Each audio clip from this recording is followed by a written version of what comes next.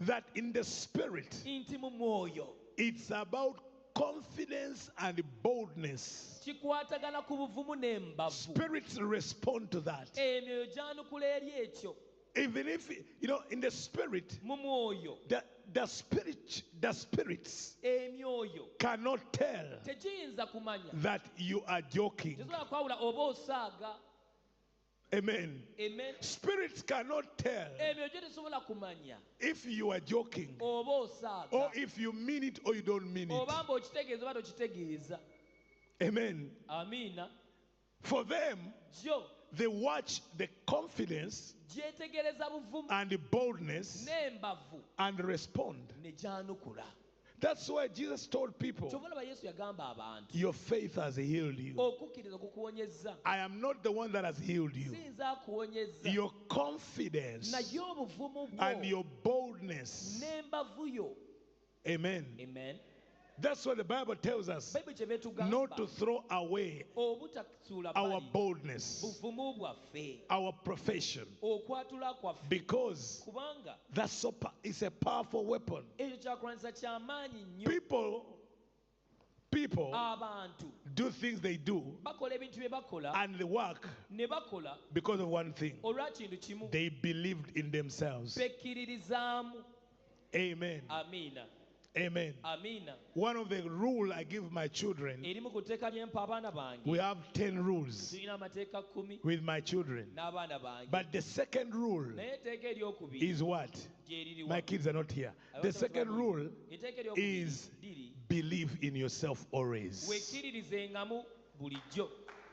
Believe in yourself always. Every time I'm with my kids, we go through the rules. And I want to remind them from as young as they are that what makes a difference is believing in yourself. Is believing in yourself. Amen. I had a story of this man who boldly went to this bank. And he told the people in the bank, I want to talk to the manager. They said, do you have an appointment? He said, no, but go tell the manager, I need to talk to him. He will agree. They told the man, our manager does not see anyone if you're not on appointment. The man said, there is always the first time. So I am the first person who will do that too.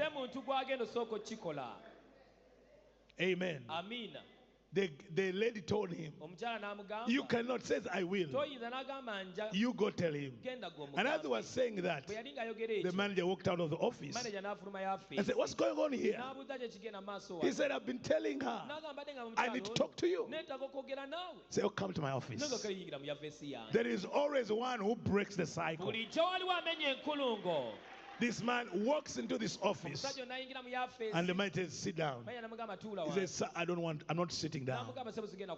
I am here for one thing. I need a loan. This is my proposal. It shall work out. And the man said, the manager said, but for the money you need, unfortunately, we cannot give it to you because you don't have security and you're not our customer. And he told the man, your bank will need this proposal. If you're not giving me the money, I am going to the next bank down the road. They will give me the money. God bless you. The man said, let's talk. Let's talk. They talked and talked. They picked the phone. The manager called his superiors and said, there is a man here. He seems not to be in his senses. He has this funny proposal. But it doesn't seem to be normal in his mind. He's not following protocol, what we go through.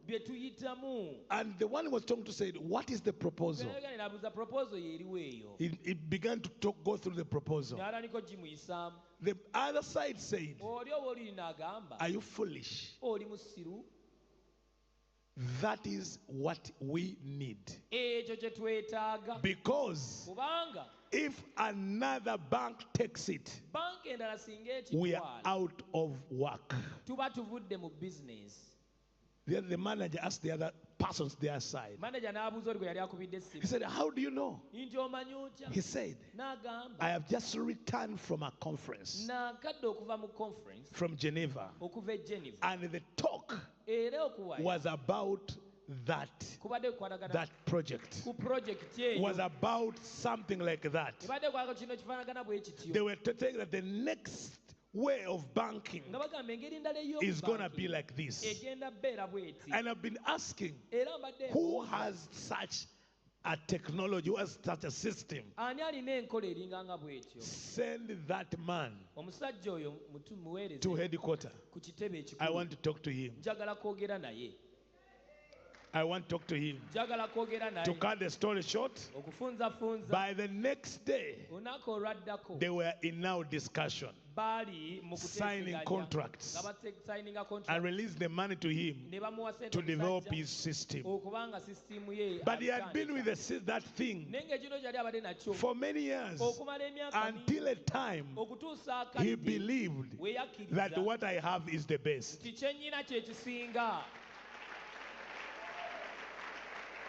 And I don't know why I'm telling you this. But let me tell you something. Do not despise the power of the first state.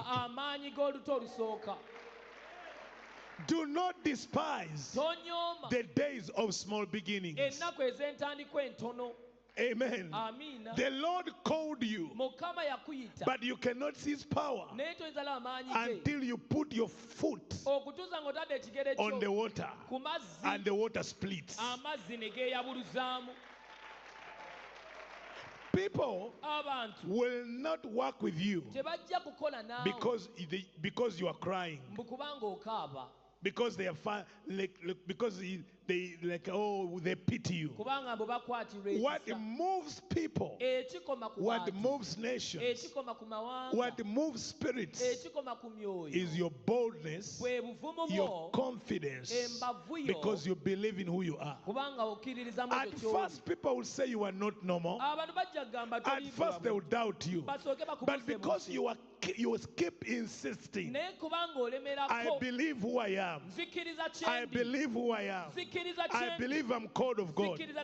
Listen, when we started, none of you was here.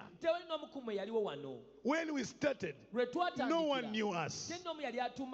Are you getting what I'm talking about? When we are preaching to trees and gardens and empty chairs, people looked at us and said, are you normal? But because we believe, I kept saying, God has called me. They have not come. No one is believing. But God called me. I got offers. Many offers. Come and work. Come and do this. There's a job here. There is a business here. And I could tell them, thank you so much. But it does not align with the call of God on my life. God called me. God called me. And they could say, are you sure? After 20 years, after 15 years, now they are believing that God called me, including my family. Now they say, now we know God called you. Now we know my family have watched God use me in miracles, online, on television. I've has had testimonies from all over the world. And my people are saying, when you started, we thought you were mad. We thought you will give up. We thought you were playing games. But now we believe. I have seen my mother attend this service. My sisters come to church. My cousins call me. I've seen the entire family now believe that I'm a man of God. They did not believe when I was just dreaming. They believed when I took the first step. Regardless of what was around me, I just kept saying, God called me.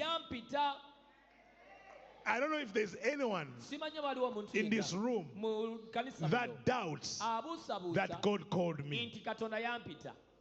Is there anyone here that says, I'm not sure if God called you, James?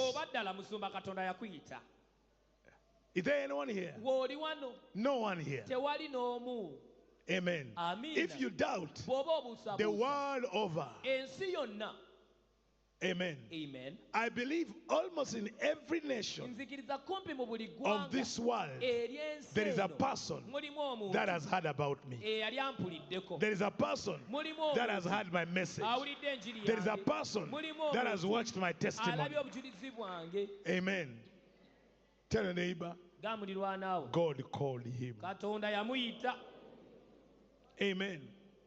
If you cannot do the things we're doing if God did not call you. Tell your neighbor, by the way, God called you.